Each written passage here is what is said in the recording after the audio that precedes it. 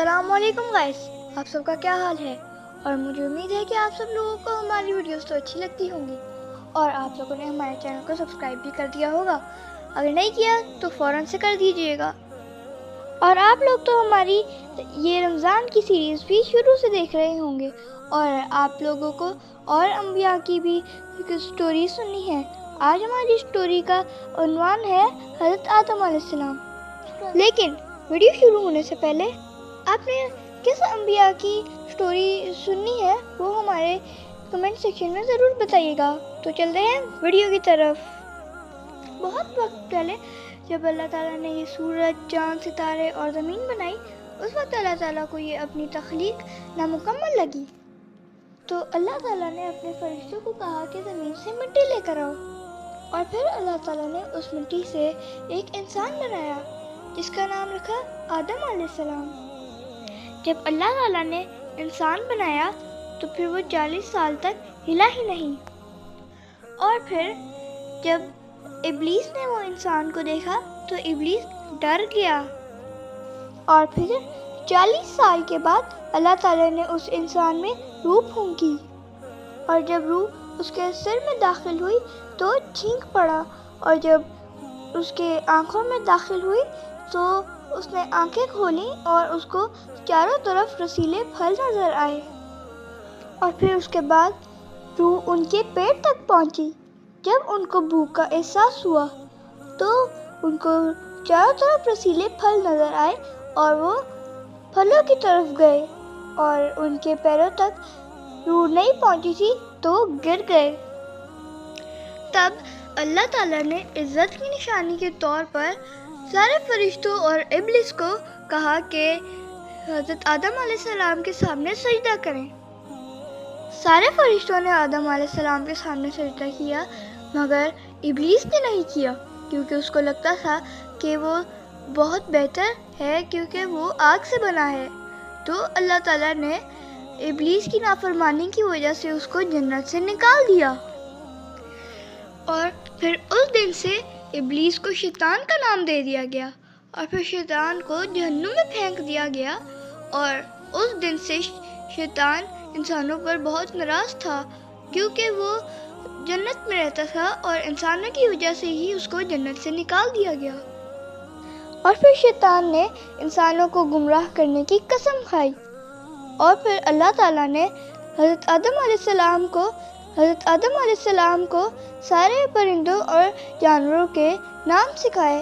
और अल्लाह ताला ने आदम अलैहिस्सलाम को कहा कि वो जन्नत से कोई भी फल खा सकते हैं सिवाय एक फल के क्योंकि वो खाना हराम है।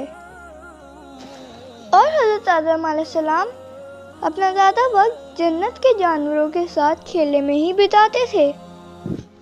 कुछ सालों के बाद आदम अलैहिस्सलाम अकेले पड़ गए क्योंकि उनके अलावा और कोई इंसान जन्नत में नहीं था। तो फिर अल्लाह ताला ने एक और इंसान बनाने का सोचा और फिर बनाया। तो फिर आदम अलैहिस्सलाम ने उसका नाम हव्वा रखा। और अभी भी शैतान इंसानों से नफरत करता था और वो चाहता था कि इंसान भी जन्नत से निकाल दिए जाएं। तो शैतान ने एक तरकीब लगाई कि हज़रत आदम अलैहिस्सलाम को और हज़रत हव्वा को जन्नत से निकाल दिया जाए। और उसने उनको उकसाया कि वो वाला फल खाएं जो हराम था। और फिर हज़रत आदम अलैहिस्सलाम ने और हज़रत हव्वा ने वो फल खा लिया और फिर अल्लाह ताला उनसे नाराज़ हो गए। और फिर वो दोनों बहुत डरे हुए थे क्योंकि उन दोनों को पता था कि अल्लाह ताला उनकी इस नाफरमानी की सज़ा देंगे। और फिर अल्लाह ताला ने हज़रत हव्वा को और हज़रत आदम अलैहिस्सलाम को जन्नत से निकाल दिया। वो दोनों बहुत दूर चलते चलते एक नदी के किनारे पहुँचे और वहाँ पे ही वो बस गए। वहाँ पे उन्होंने रहने के लिए एक छोटा सा घर बनाया और उनको पता था कि उन लोगों के पास वो ऐशो आराम नहीं होंगे जो उनके पास जन्नत में थे। और फिर हज़रत आदम अलैहिस्सलाम और हज़रत हव्वा के 2 जुड़वा बच्चे हुए। एक लड़का हुआ था और एक लड़की। और उन्होंने लड़के का नाम काबिल रखा। और फिर उनके घर में دوبارہ سے جڑواں بچوں کی پیدائش ہوئی، پھر سے ایک لڑکا اور ایک لڑکی، اور اس دفعہ انہوں نے لڑکے کا نام حابیل رکھا تھا۔ کچھ برس کے بعد حابیل اور قابیل دونوں بڑے ہو گئے۔ جب وہ دونوں جوان ہو گئے تو حضرت آدم علیہ السلام نے سوچا کہ ان دونوں کی شادی کر دی جائے، اور حابیل کی شادی حابیل کی بہن خوبصورت تھی اور قابیل کی بہن اتنی خوبصورت نہیں تھی، تو ان دونوں کی لڑائی ہو گئی، اور قابیل چاہتا تھا کہ وہ اپنی بہن سے شادی کر لے، اور پھر وہ دونوں اپنے بابا کے پاس گئے، اور پھر حضرت آدم علیہ السلام نے یہ فیصلہ کیا کہ وہ دونوں اللہ کے سامنے قربانی پیش کریں گے، اور اللہ تعالیٰ نے جس کی قربانی قبول کر لی وہ قابیل کی بہن کے ساتھ شادی کرے گا۔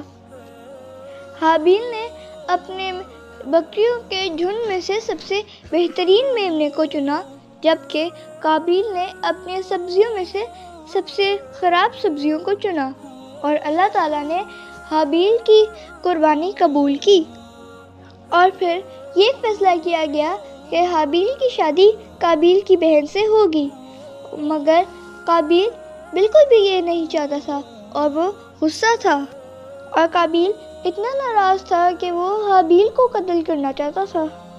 ایک دن حابیل گھر نہیں لوٹا تو حضرت آدم علیہ السلام نے قابیل کو اس کی تلاش کے لیے بھیجا، تو قابیل اس کی تلاش کے لیے گیا، اور وہ کھیتوں میں حابیل کو ڈھونڈ رہا تھا۔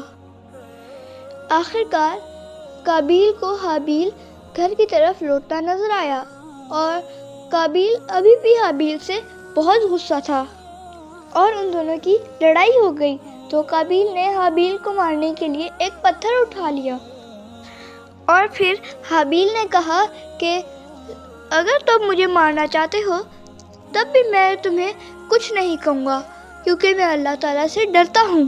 یہ سنتے ہی قابیل اور غصہ ہو گیا، اور اس نے حابیل کے سر پہ پتھر مار دیا اور حابیل کا قتل کر دیا۔ جب قابیل کو اس کا علم ہوا کہ حابیل مر گیا ہے تو وہ بہت پریشان ہو گیا، اور وہ یہ نہیں چاہتا تھا کہ حضرت آدم علیہ السلام کو اس کا علم ہو کہ قابیل نے حابیل کو مار دیا ہے، تو اس نے وہیں پر ہی ایک کھڈا کھودا اور حابیل کو دفن کر دیا، اور قابیل کافی عرصے تک اپنے گھر نہیں لوٹا، اور حضرت آدم علیہ السلام کو حابیل کی موت کا پتہ تھا، اور وہ جانتے تھے کہ قابیل کبھی گھر نہیں آئے گا، اور اس طرح انہوں نے اپنے دونوں بچے کھو دیے تھے، اور اپنی باقی کی اولادوں کو انہوں نے شیطان کے بارے میں بتایا، اور جب ان کو پتہ تھا کہ ان کی موت نزدیک آ گئی ہے تو انہوں نے اپنی اولادوں میں سے اپنا ایک وارث چنا، اور پھر وہ ایک مسکراہٹ کے ساتھ اس دنیا سے رخصت ہو گئے۔